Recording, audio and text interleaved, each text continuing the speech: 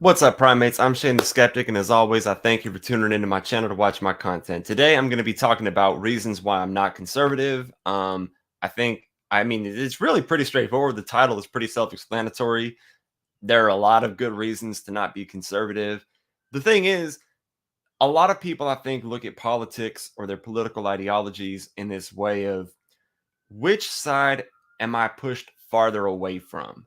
Which, between the left wing and the right wing, or Democrats or Republicans, or liberals, conservatives, whichever it is, right? A lot of people look at it in this way of what am I more pushed away from rather than what am I more drawn in by?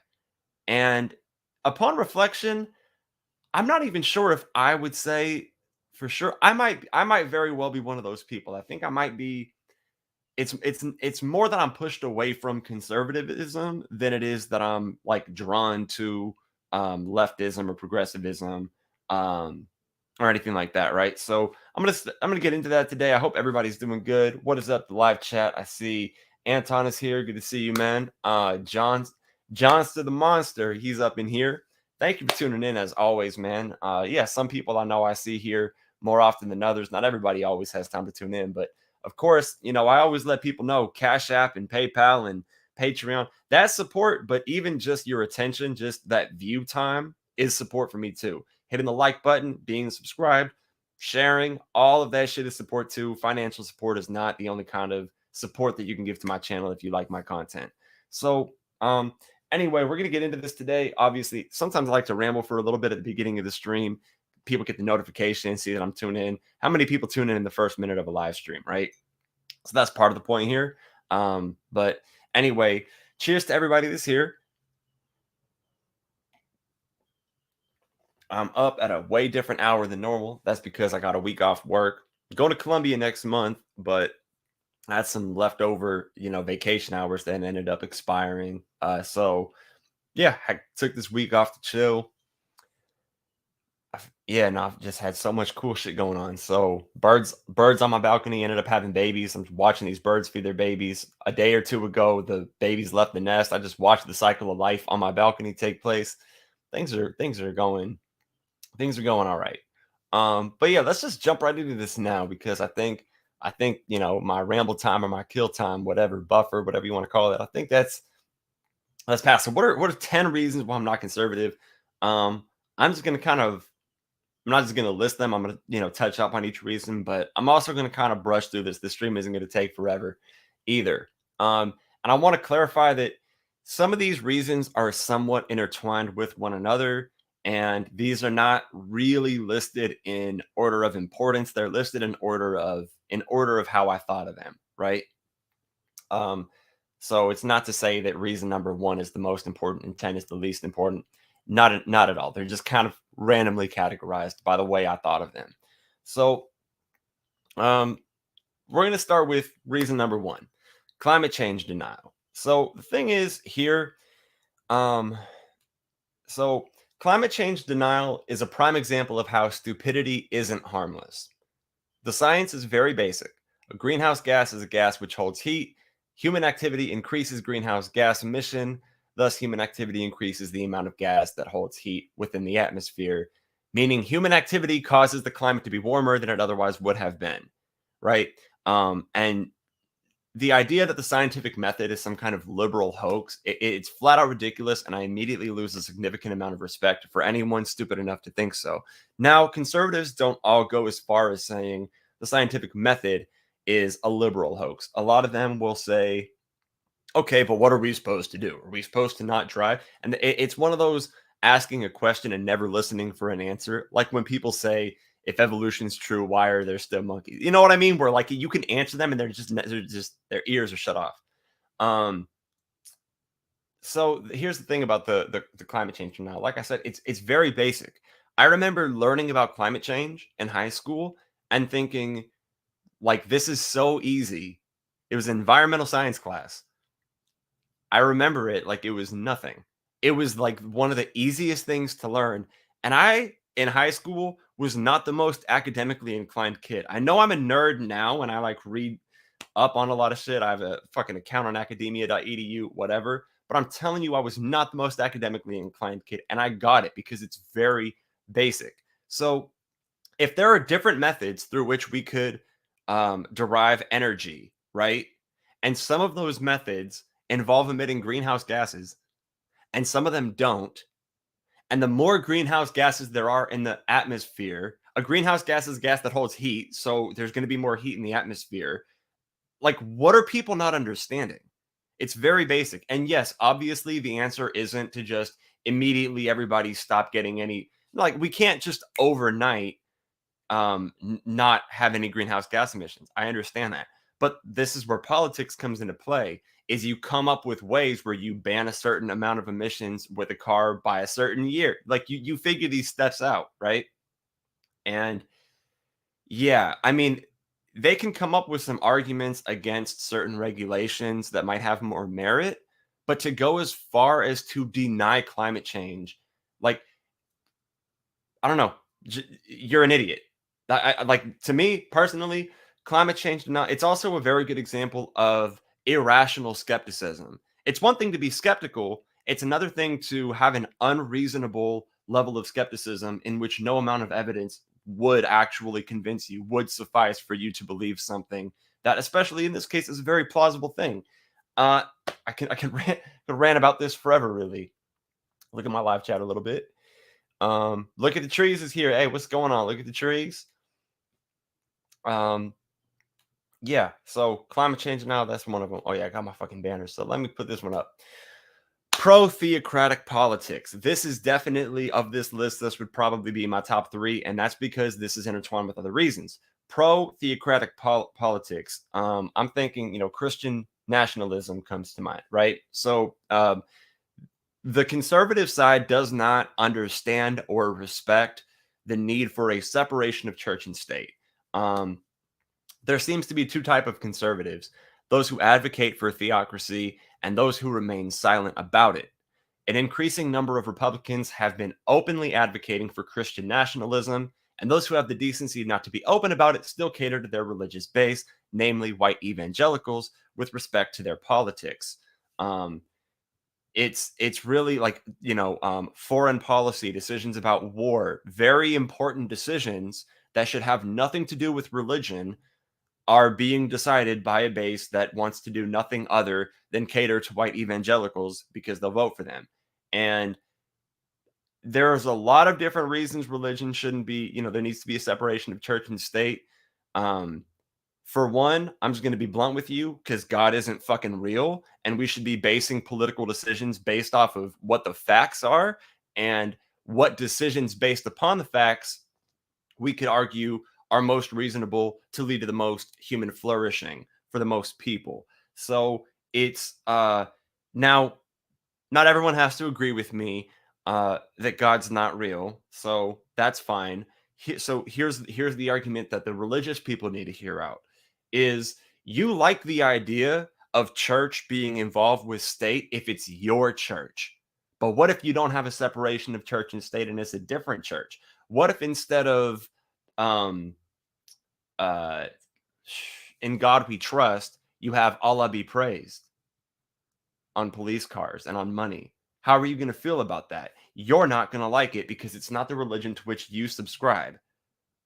And it's not that people shouldn't be allowed to practice their religion. I'm opposed to that. Like the measures that China takes, for example. I'm opposed to banning people from practicing religion. That's not what I'm saying. I'm saying keep religion the fuck out of government because it doesn't belong. And theocracy, there's a long history of different nations which have had theocracies, Christian theocracies, namely the Dark Ages. There's a reason why it doesn't work. You can learn.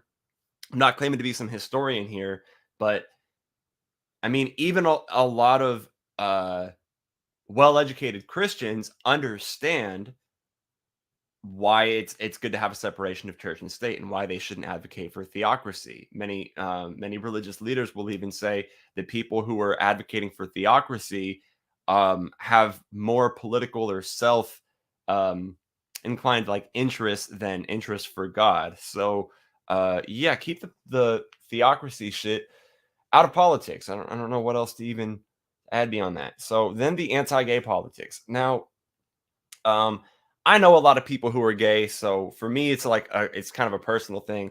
But I try to think when I talk about this about people who listen who might not know a lot of gay people, because there are people who are hateful toward gay people, and then there are people who they don't have any hate or ill will against them, but because they don't know any of them, they're just not really taking their well-being into consideration. Um, and this is a reason I think it's good to have a diverse social group, right? Um, but let me read the notes because you guys might notice I'm reading a little bit and then I'm talking a little bit because I wrote some notes to talk and go off of here. So that a consenting adult should be allowed to love or have sexual relations with another consenting adult is a fundamental human right which the government lacks justification for restricting. Remember, the burden of justification lies on the person saying a right should be restricted, not that the right should exist. By default, you have the rights. The justification needs to be for why they should be restricted, right?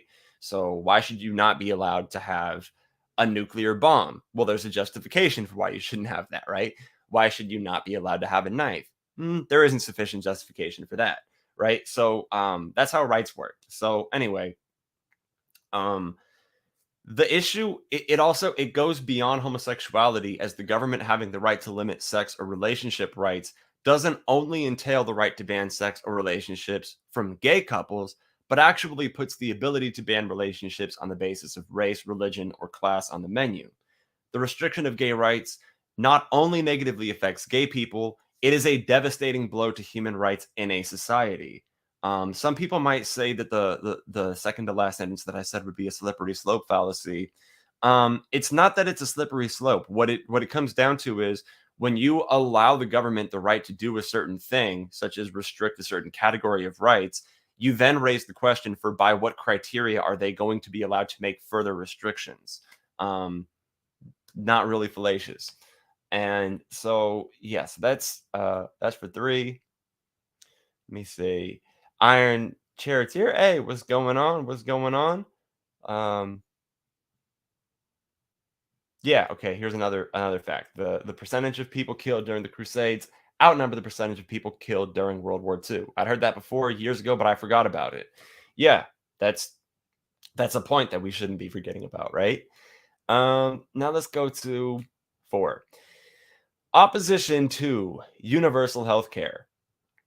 Healthcare in the United States is a disaster uncomparable to the healthcare system of virtually any developed nation in the world. It is inexcusable that we allow greedy companies to overcharge sick people for essential medicine, thus preventing the poor from recovering from treatable or, in some cases, curable illnesses, and motivating many to turn to alternative medicine practices such as homeopathy. Which, if anybody here doesn't know, homeopathy is a scam. It is a fraud. It does not treat anything that you do. Okay, please, like one of the best illustrations of it not working is fucking why am I forgetting the OG skeptic? What's his name? He did a TED talk and he took an entire bottle of homeopathic sleep pills. Oh my god. James Randi. There we go. James Randi. I feel like an idiot for forgetting his name. Um yeah. I mean, a lot of people have debunked homeopathy. I have a video debunking homeopathy on this channel, describing the practice in which it's made, how stupid the logic behind it is. But you can really just look at this practice. James Randi took a bottle of homeopathic sleep pills, took the whole bottle, okay? The whole damn thing. You know what would happen if you took a whole bottle of sleep pills that worked? You die. Or at least go in a coma. At least go in a coma. You sure as fuck would not stay awake and proceed to give a TED talk right after the fact. Okay? Homeopathy is a scam.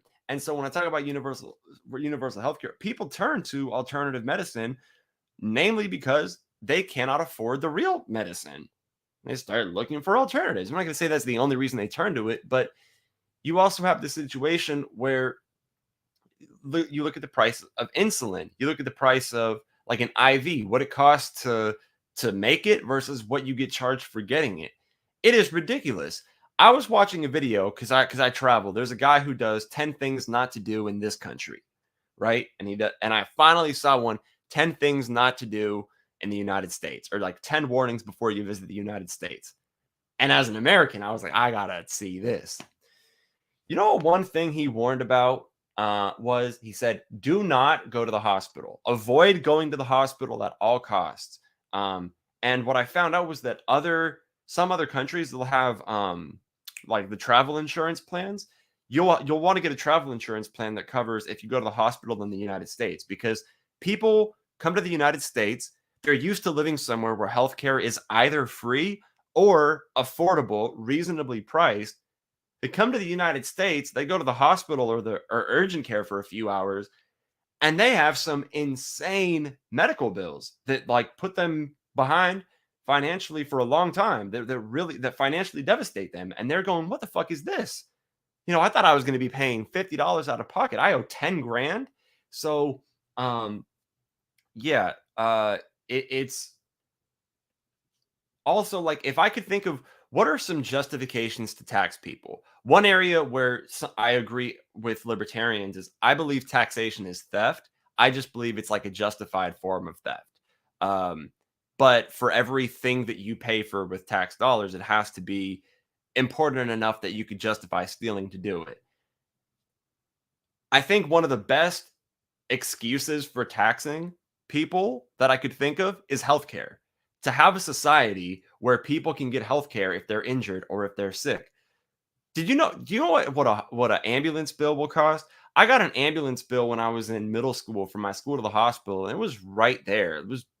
It was like a 10-15 minute drive. Hospital bill was like I'm sorry, ambulance bill was like $3,000. What the fuck is that?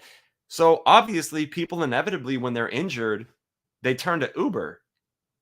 And an Uber driver isn't equipped to deal with a medical emergency. So you have this kind of disaster where rideshare drivers um, are are dealing with people who are injured, or you know what I mean. It's just it can go on for days about healthcare, but the fucked up part is there are countries that have it.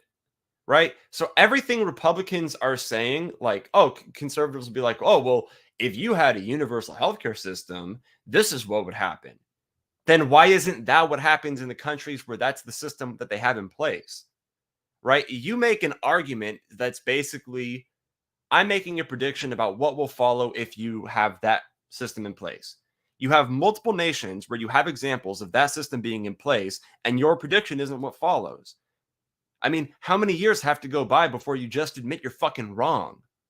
I don't know, but that's a very good reason to not be conservative right there. So, um, hey, what's going on, Amy? Good to see you. Let me see. So that's reason number 4. Let's see. Oh man, oh man, I can go on about this one. This is the GOP. It's going to be really hard to get some fucking support from me in this lifetime. Efforts to erase or sugarcoat history, minimizing the effects of racism. A lot of people have to understand that this is a very important, and by important, I just mean like a fundamental aspect of the agenda of white supremacists.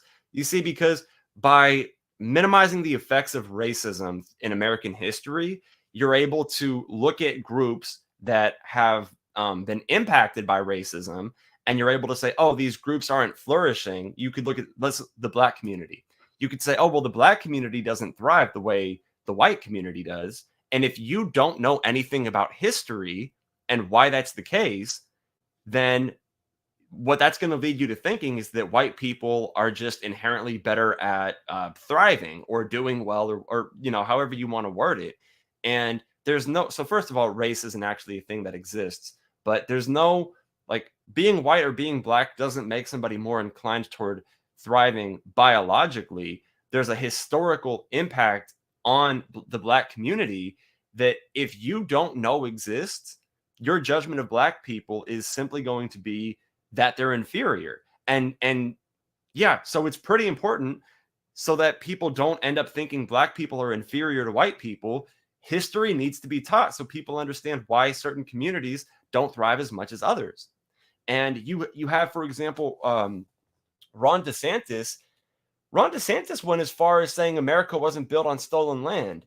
What the fuck version of history is he talking about? So here's some of my notes. Republican candidates running for office openly talk about how they want to stop teaching the dark parts of American history and will often deny basic historical facts, such as that America was built on stolen land, or they will try to prevent the teaching of massacres, including but not limited to the Tulsa Massacre, where Black communities, which were economically thriving, were viciously massacred by white supremacist groups such as the Ku Klux Klan.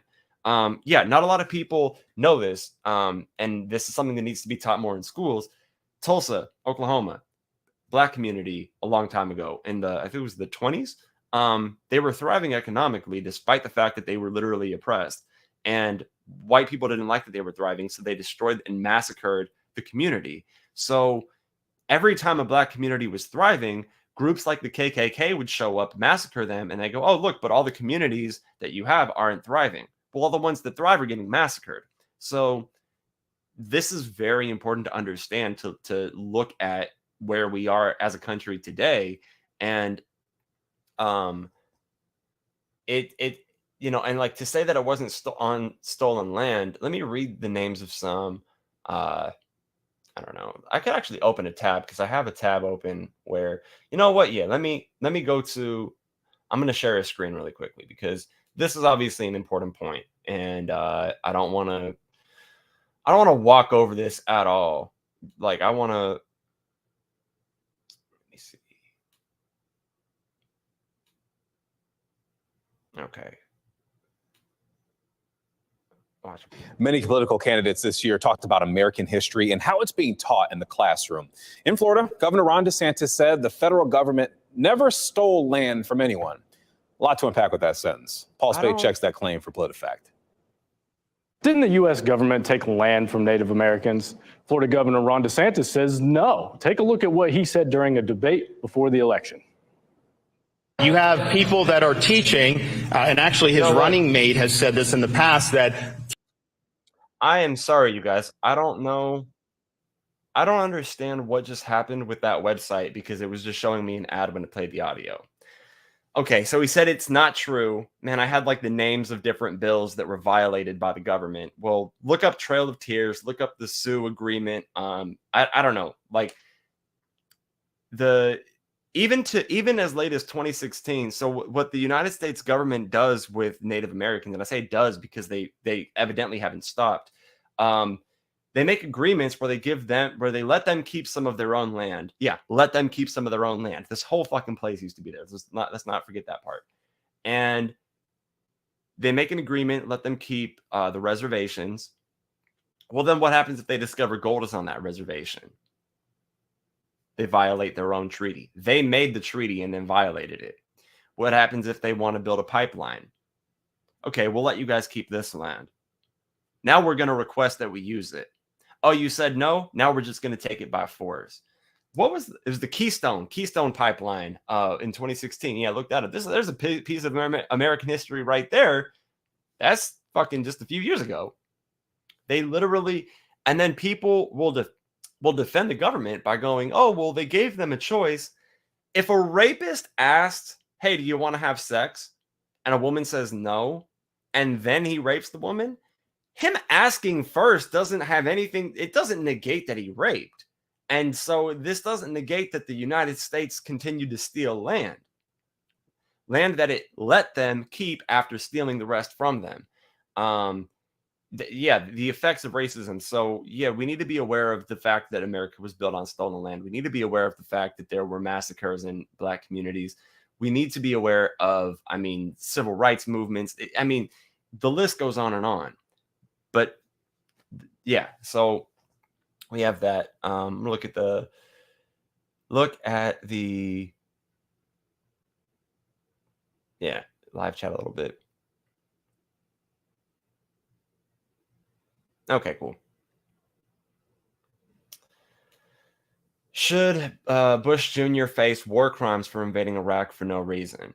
Yeah, he did it on false pretenses. So, somebody could say he was mistaken, but for me, even if he was mistaken, you don't only have a duty to not lie. With an important as decision as war, you have a duty to get your information right as well. So George W. Bush, even if being honest, failed to fulfill his epistemic duty that would have prevented countless unnecessary deaths of innocent people. So yeah, I would say George Bush Jr. should he face war crimes? I'm saying yes, he should.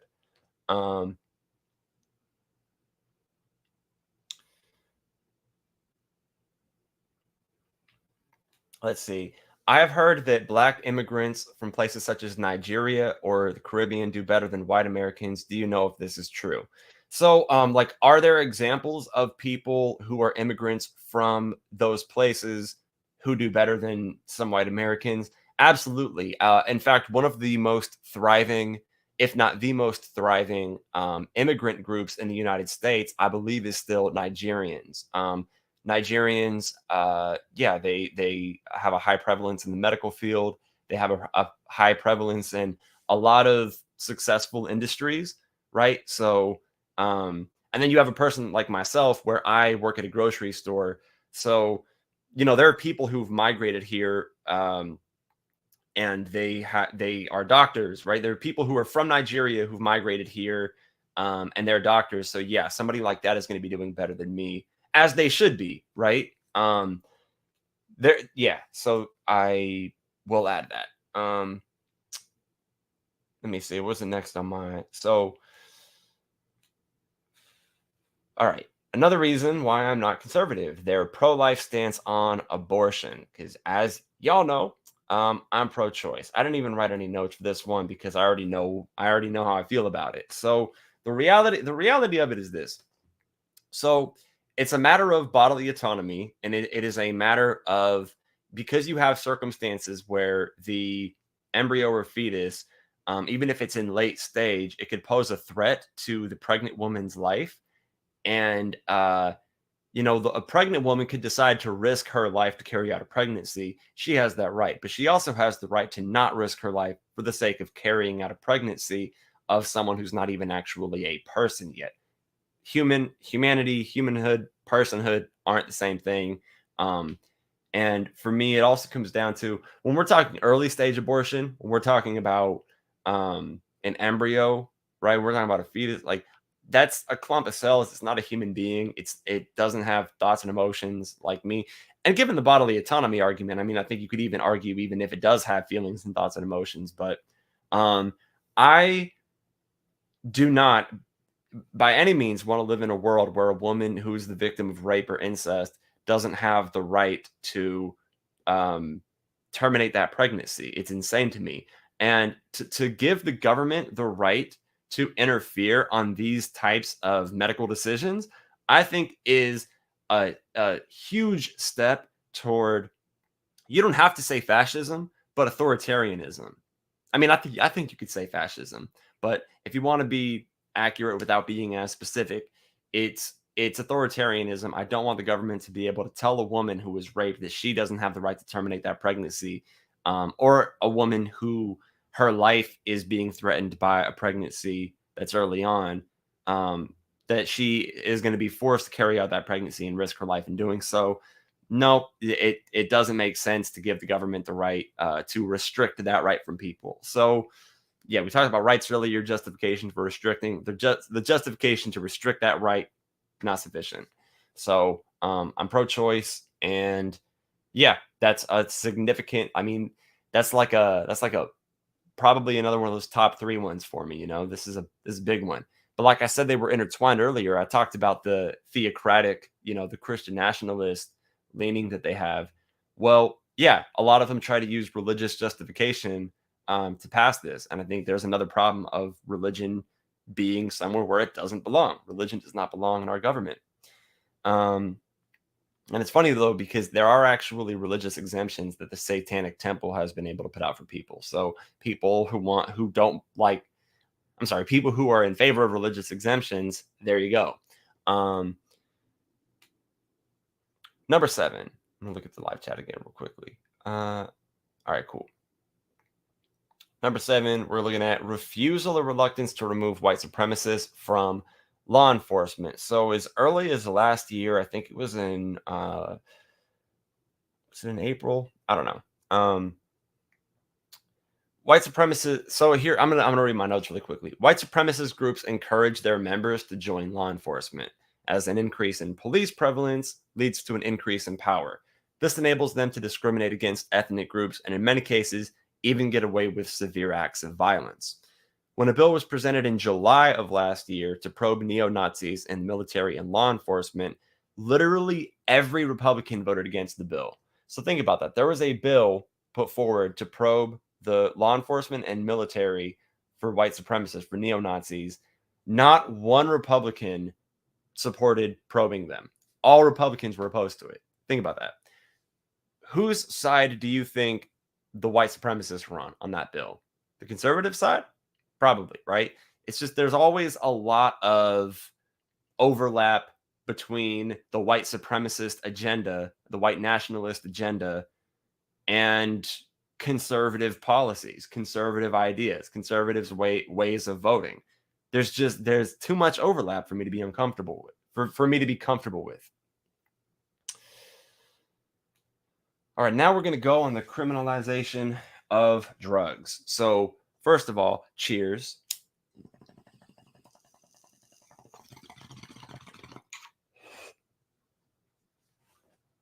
That is totally tobacco, which is legal. I kid. Okay. On a serious note, criminalizing drugs fails as a tactic to reduce drug addiction and only stigmatizes drug addicts as criminals when in many cases they should be looked at as medical patients. Obviously, I'm thinking heroin addicts, not weed smokers, but yeah, drug addicts. And I'm not saying that a drug addict should have their crime excused on the basis of their addiction. So don't let anybody strawman me into having said that.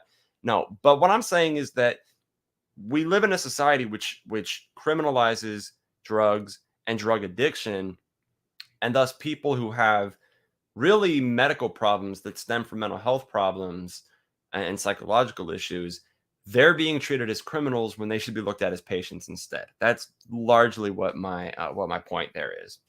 And then conservatives often consume alcohol or tobacco products, then judge people who use marijuana, a demonstrably safer substance, which anyone with common knowledge is aware has nowhere near the same health risks as the former substances.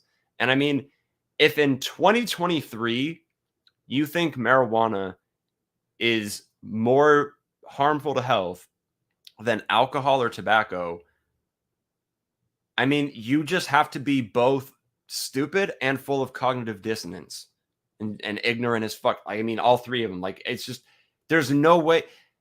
You shouldn't even need to look at research to figure it out. I mean, we have the research to prove it, right?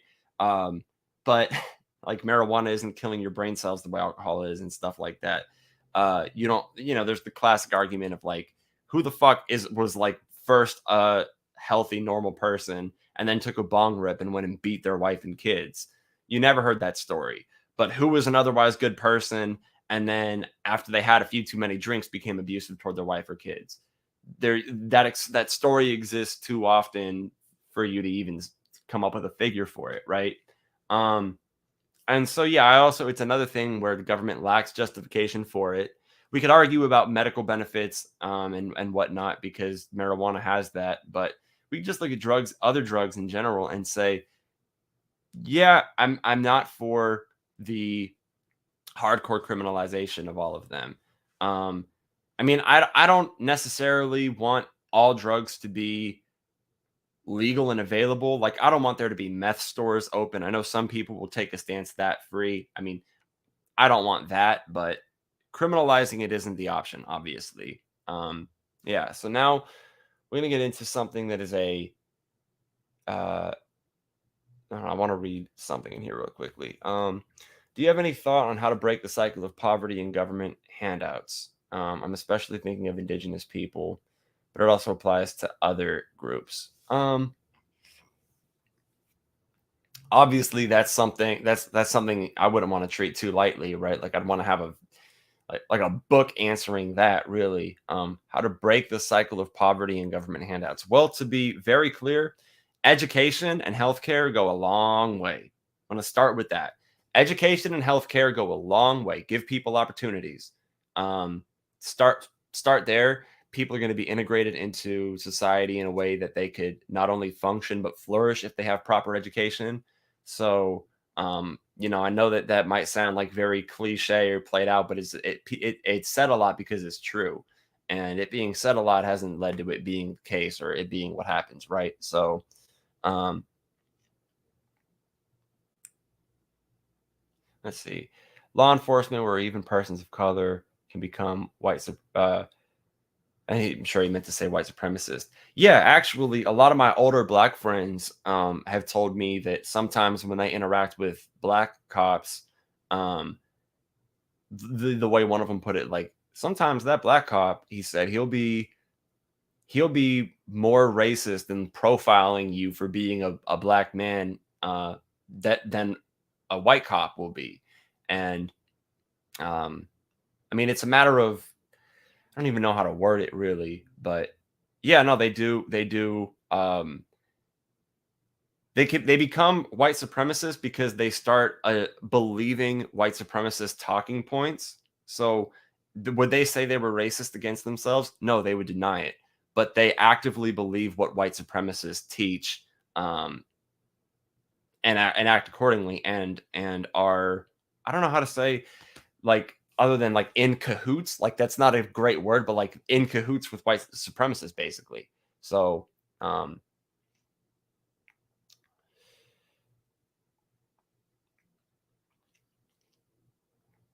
and I will say, yeah, people are saying talking about handouts. I would say, yeah.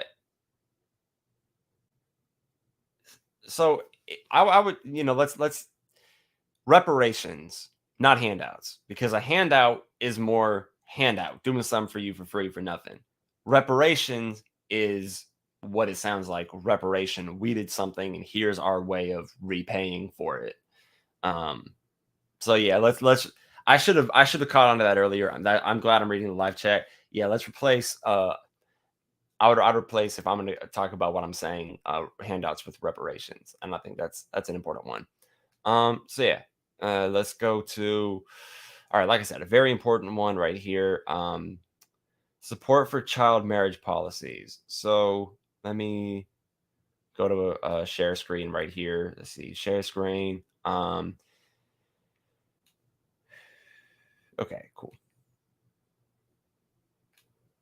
I don't need the video, so I don't need to play that. Yeah. So, and there are a lot of examples. Just Google child marriage laws in the US. And then every time you see like which party's supporting them, it's always the Republicans. It's always the Republicans fighting against raising the age to marry someone. It's always them fighting to lower the age. So the Wyoming Republican Party is seeking to kill a bill working its way through the state legislature proposing to raise the state's legal marriage to age 16, arguing that putting arbitrary limits on child marriage interferes with parental rights and religious liberty. Right. So they try to get religious exemption. And you know what? I could actually play this because one of the first things they bring up is what was it? The Amish community. House Bill 7 engrossed underage marriage amendments.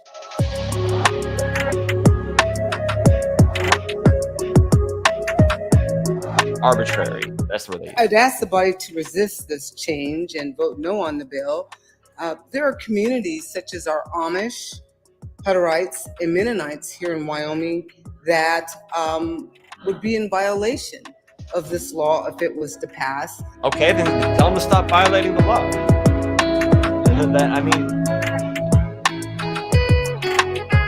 what a stupid fucking argument. If we make this the law, these people will be breaking it. Right. Well, we're trying to make that act illegal. What the fuck?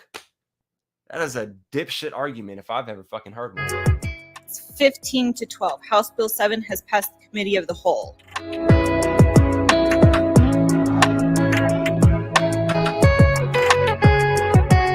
Yeah. So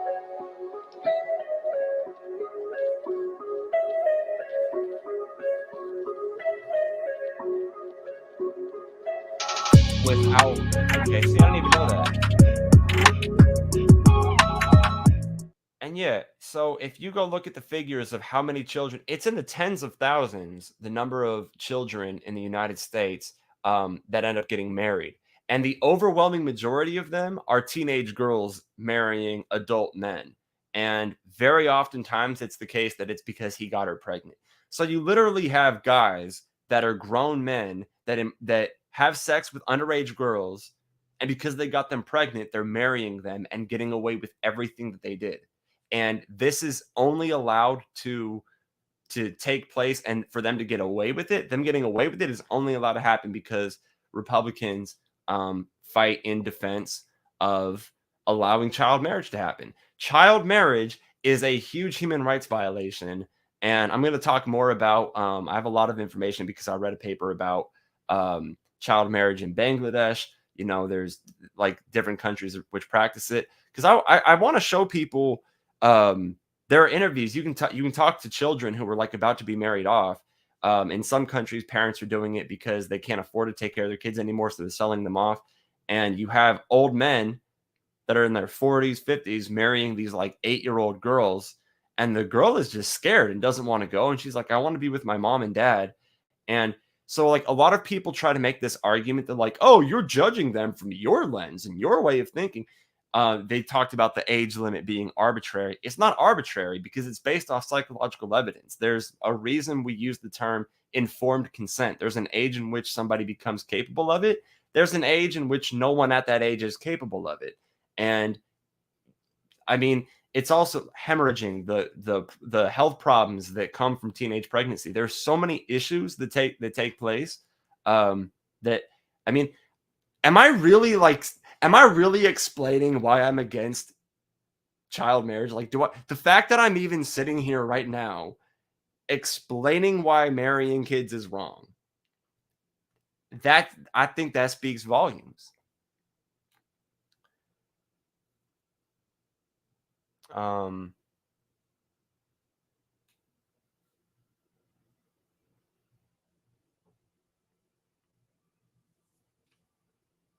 Okay. So let's see. Yeah. And again, it's always they try to make religious. They defend it on the basis of religion. So there's just another reason. Like, yeah, I'm not for it.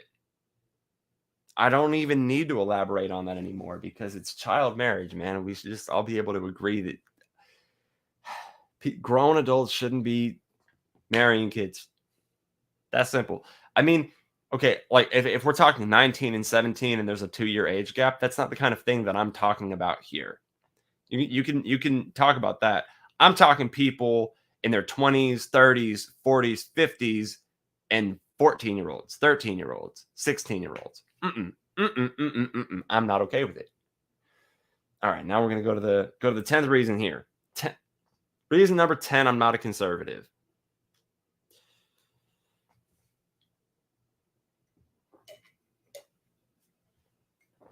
Now, you do have people who are conservative who would call themselves constitutionalists, and these people would be anti-authoritarianism. So the anti-authoritarian conservatives, and these would probably also be your libertarians. Maybe this won't apply to. So cool. Here's a theme in conservatism, though, and honestly, even amongst some people who at least claim to be libertarian, is their unconditional willingness to defend the actions of police officers. It is outright insane to me. They will defend anything that a cop did. A cop will kill an innocent person, and sometimes people go, "Oh, well, what about this thing that he did a few months ago? A cop kills a teenager. Oh, well, last week that teenager stole a pack of Swishers at a gas station. That doesn't justify killing somebody." And they're always, well, what did this person do? I mean, you can reasonably ask a question, did the person do anything? But they're always looking to defend the cop killing somebody. And it's insane to me. Here's another example. Immunity. Police having immunity. If they're not doing anything wrong, why do they need it? Right? No. Conservatives support them having immunity. Conservatives are always opposed to holding them accountable. I shouldn't say always, but it's a more conservative thing. It's a common trait in conservatism is unwillingness to hold police accountable for their actions. And if you're not willing to do that, and you believe in this authoritarian, do whatever you're told, do whatever a cop says, no matter if it's legal or not, we're headed toward a very dark place with that. That's fascism. That's a fascist way of thinking. And conservatives think that they get called fascist too often. No, fascism is common in conservatives. And you know what? I would like to see that decline. But yeah, so you guys, these have been 10 reasons. And if I wanted to, I could probably sit here and come up with more. But 10 reasons why I'm not conservative. Now I'm going to read that list again. I obviously articulated everything, but let's go through this again. So reason number 1, climate change denial. Reason 2 was pro-theocratic politics. I talked specifically about Christian nationalism, not that it is limited to that. Their anti-gay politics, opposition to universal health care, efforts to sugarcoat history, minimizing the effects of racism, their pro-life stance on abortion, the refusal or reluctance to remove white supremacists from law enforcement, the criminalization of drugs, the support for child marriage policies, and the pro-police state thing as well.